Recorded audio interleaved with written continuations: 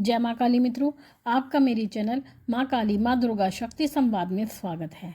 मित्रों, जैसा कि आप जानते हैं धनतेरस का समय आ रहा है और धनतेरस का समय बहुत ही महत्वपूर्ण होता है, तो उससे संबंधित जानकारी लेकर मैं आपके सामने प्रस्तुत हुई हूँ। साथ ही अगर आप मेरे चैनल पर नए हैं तो आप मेरे चैनल को सब्सक्राइब कीजिए, लाइक कीजिए, शेयर कीजिए। साथ ही नोटिफिकेशन बेल को भी प्रेस कीजिए जिससे मेरी आने वाली वीडियोज़ का नोटिफिकेशन आपको तुरंत मिल जाए। जैसा कि आप जानते हैं धनतेरस का समय है, तो यहाँ पर कुछ ऐसी चीज़ें हैं जो सभी व्यक्ति करते हैं, लेकिन उसमें कहीं ना कहीं कुछ ना कुछ गलती ज़रूर कर देते हैं। तो सबसे पहले हम बात करते हैं, जैसे धनतेरस का समय है तो धनतेरस इसको क्यों कहा जाता है, क्योंकि इस दिन जो भगवान धन्वंतरी होते हैं धन्वंतरी जी की पूजा की जाती है। और धन्वंतरी जी जो प्रकट हुए थे वो समुद्र मंथन से प्रकट हुए थे। जब समुद्र मंथन हुआ था उस समय पर भगवान धन्वंतरी प्रकट हुए थे और वो अपने हाथ पर अमृत का कलश लेकर आए थे। तो अमृत कलश लेकर धन्वंतरी जी का जो है अवतार हुआ था और भगवान विष्णु के ही अंश माने जाते हैं, तो इनकी विशेष रूप से पूजा की जाती है। और आयुर्वेद के भगवान जिनको बोला जाता है वो धन्वंतरी जी है, जो तो इनकी पूजा की जाती है। लेकिन दिवाली का समय है तो दिवाली पर बहुत सारी चीज़ें ऐसी की जाती हैं जो शुभ ही शुभ आपके घर में लेकर आती हैं। जैसा कि आप सभी जानते हैं धनतेरस के दिन आप बर्तन खरीदने के लिए जाते हैं। बर्तन खरीदने की जो परंपरा है वो सदियों से चली आ रही है। तो ऐसे में अब आप क्या करें, कुछ लोग क्या करते हैं, बर्तन जो खरीदने जाते हैं बहुत बड़ी बड़ी गलतियाँ उन बर्तनों को खरीदने में करते हैं, क्योंकि जो धनतेरस को खरीदना जो शुभ माना जाता है मित्रों, वो माना जाता है सोना, चांदी और पीतल और तांबा। ये जो धातु हैं इनको खरीदना शुभ माना जाता है। और लोग क्या करते हैं कि लोहे का बर्तन अगर खरीद लाते हैं, अब स्टील के बर्तन चलते हैं। देखिए, स्टील का बर्तन खरीदने में कोई बुराई नहीं है, क्योंकि स्टील के बर्तन पूर्णतः लोहा तो नहीं होते, उसमें कहीं ना कहीं कोई ना कोई मिलावट होती है। तो आपको ये ध्यान रखना है। आप कोशिश ये करें अगर स्टील के बर्तन ना खरीदें तो ज़्यादा अच्छा है, मैं ये मानती हूँ। आप पीतल का बर्तन खरीदें, आप तांबे का बर्तन खरीदें, आप चांदी का बर्तन खरीदें। सोने का अगर सामर्थ्य है तो सोने का भी खरीद सकते हैं, लेकिन चांदी का और पीतल का और तांबे का तो आप खरीदें। स्टील का भी खरीद ले। साथ ही आपको ये ध्यान रखना है कि धनतेरस के दिन आपको लोहा बिल्कुल नहीं खरीदना है। लोहा बिल्कुल नहीं खरीदना है और कोई भी नुकीली चीज़ आपको नहीं खरीदनी है। इस बात का आपको विशेष रूप से ध्यान रखना है। और अगर आप ऐसा करते हैं तो कहीं ना कहीं आप अपने घर में परेशानी को आमंत्रण देते हैं। फिर दूसरी चीज़ आती है जो बहुत ही महत्वपूर्ण मानी जाती है, वो होती है झाड़ू। धनतेरस के दिन लोग झाड़ू खरीदते हैं। तो झाड़ू क्यों खरीदा जाता है, क्योंकि झाड़ू को माता लक्ष्मी का प्रतीक माना जाता है। और ऐसा माना जाता है कि जिस दिन अगर आप धनतेरस के दिन झाड़ू खरीदते हैं तो आपके घर में लक्ष्मी का वास होता है। और आपके घर में जो भी आर्थिक तंगी है, घर में जो भी पैसे की परेशानी चली आ रही है, उन व्यक्तियों को तो अवश्य ही धनतेरस पर झाड़ू खरीदनी चाहिए। क्योंकि झाड़ू क्या करती है, आपके घर की जितनी भी नकारात्मक ऊर्जा है उसको दूर करती है, नकारात्मक ऊर्जा को दूर करती है और घर में सकारात्मक शक्तियों का संचार करती है। तो इस दिन झाड़ू जरूर खरीदना चाहिए। और हो सके तो आप झाड़ू जो बांस वाली होती है वो झाड़ू खरीदें, जो वैसी होती है फूल वाली वो झाड़ू ना खरीदें। बांस की जो झाड़ू आती है लंबी लंबी तीलों की, वो आपको ज़रूर खरीदना चाहिए।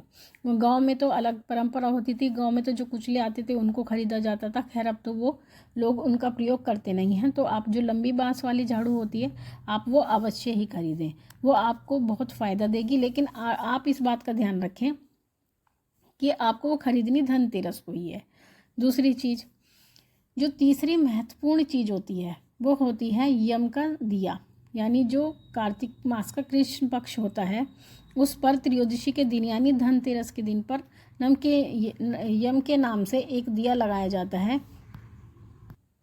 तो यम का दिया इस दिन लगाया जाता है और इस दिन विशेष रूप से आपको ये दिया लगाया जाता है जिसको आप दीपदान कहते हैं। और ये परंपरा सदियों से चली आ रही है। ये कार्तिक मास की कृष्ण पक्ष की त्रयोदशी को यानी धनतेरस को लगाया जाता है। तो धनतेरस को आपको ये दिया लगाना होता है। ये बहुत ही विशेष दिन होता है जब आप यम राज को प्रसन्न करते हैं और उनके लिए एक दिया प्रज्वलित करते हैं। तो ये दिया आपको चौमुखा दिया आपको बनाना होता है और आप इसको आटे का दिया आपको बनाना होता है। और आटे के दिया बना करके उसमें आपको 4 बत्ती वाला दिया जलाना होता है। और ये घर के जो है मुख्य द्वार पर रखा जाता है। घर का मुख्य द्वार जो होता है उसमें आपको ये दिया दक्षिण दिशा में रखना है और 4 बाती वाला रखना है। 4 बाती वाला दिया जला करके आपको भगवान से प्रार्थना करनी है और उनसे जब आपका अंत समय आए उस समय पर उनके लिए क्षमा प्रार्थना करनी होती है। तो इस दिए को आपको जलाना है और ये दिया जो जलाया जाता है वो सरसों के तेल का ही जलाया जाता है। आपको ये दिया सरसों के तेल का जलाना है, ना ही आपको इसमें तिल का तेल प्रयोग करना है और ना ही देसी घी इसमें प्रयोग करना है।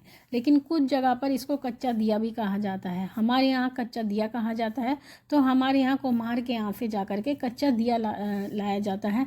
वो कच्चा दिया ऐसा होता है जो उसको पकाया नहीं जाता। जो मार्केट में दिए मिलते हैं वो तो पकाए हुए होते हैं, लेकिन वो दिया केवल मिट्टी का होता है, बिना पकाया हुआ। तो वो दिया हमारे घर में जलाया जाता है। हमारे क्षेत्र की ये परंपरा है। तो ये चीज़ें होती हैं जो धनतेरस पर की जाती हैं, बहुत ही महत्वपूर्ण होती है। साथ ही आपको जो है इस दिन साफ सफाई कर लेने के बाद इसी दिन हमारे यहाँ पर चौकी सजाई जाती है माँ लक्ष्मी के लिए। जो देवी देवता होते हैं उनका स्थापन ही धनतेरस को किया जाता है। और विशेष रूप से आप अपने जितने भी दिए आदि हैं वो सब तैयार कर लें, खरीद लें और अपने घर में एक चौकी सजा लें जिसमें माँ लक्ष्मी को स्थापित किया जाता है। जो नए वाले लक्ष्मी गणेश जी होते हैं उनका स्थापन तो दिवाली वाले दिन ही किया जाता है, बाकी और देवी देवताओं को चौकी पर बिठा दिया जाता है। हमारे यहाँ ये परंपरा है। तो मित्रों, ये तरीके होते हैं धनतेरस मनाने के। इस तरह से धनतेरस मनाई जाती है। अब मैंने जो जानकारी दी वो आपके लिए काफ़ी होगी। अब मैं लेती हूँ अपने सब्सक्राइबर का प्रश्न है रवि सिंह जी का। इन्होंने कहा है, जय माता दी माँ, क्या हम अपने मंदिर में सरसों के तेल की अखंड ज्योत लगा सकते हैं?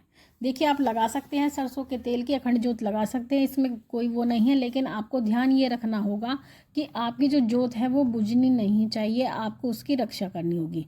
लेकिन सही समय पर और सही मुहूर्त देखकर आप इस ज्योत को लगा सकते हैं। अगला प्रश्न है रुद्रीना शर्मा जी का। इन्होंने कहा है, माँ मुझे श्रृंगार करने बहुत पसंद है और माता की बातें करना और भजन सुनना और अपने सुनने पर मैं अपने आप ही झूम जाती हूँ। नवरात्रि में हमेशा नोटिस किया है मेरा रोम रोम प्रफुल्लित हो जाता है। कृपया मुझे बताइए ये कैसे संकेत हैं। मैं कभी कभी तो बिल्कुल स्वस्थ लगती हूँ और कभी कभी पूरा शरीर टूटता है। तो देखिए रुद्रीना जी, आपके साथ में जो ये संकेत चल रहे हैं ये सवारी के संकेत हैं, माँ भगवती की कृपा के संकेत हैं। तो इसमें आपको घबराने की कोई आवश्यकता नहीं है। अगर आप सवारी चाहती हैं तो इसको आने दें, और अगर आप सवारी नहीं चाहती हैं कि सवारी आपके शरीर पर आए तो आप माँ भगवती से निवेदन करें कि हे माँ भगवती, आप मेरे शरीर पर ना आए। मैं नहीं चाहती, मैं आपको इसी प्रकार से पूजा करना चाहती हूँ, आपकी आराधना करना चाहती हूँ। तो अगर आप ये वचन माँ भगवती से करेंगी तो माँ आपके शरीर पर बिल्कुल नहीं आएंगी, क्योंकि माँ भगवती जो साधक होता है उसकी भी इच्छा जरूर सुनती है, उनकी विनती जरूर सुनती हैं। तो माँ को वचनों में बांधने का कार्य भी आप कर सकते हैं। और जो लोग माँ से वचन करते हैं, माँ भगवती अपने वचन की पक्की होती हैं, वो कभी भी अपना वचन भंग नहीं करती। हम वचन भंग कर सकते हैं लेकिन माता रानी अपना वचन कभी भी भंग नहीं करती हैं। तो इस प्रकार से आप निवेदन करें तो माँ जैसा आप चाहेंगी माँ भगवती आपके अनुसार ही कार्य करेंगे। तो मित्रों, आपके प्रश्नों के उत्तर भी आपको मिले होंगे और आपके जो समस्या है, आपकी जिज्ञासा है, उसका भी समाधान हुआ होगा। माँ भगवती से यही प्रार्थना करती हूँ कि वो आपके भंडारे भरती रहे, आपकी सभी मनोकामनाओं को पूर्ण करती रहे। आपसे फिर मिलूंगी अपनी अगली वीडियो में। तब तक के लिए जय महाकाली, जय महाकाल।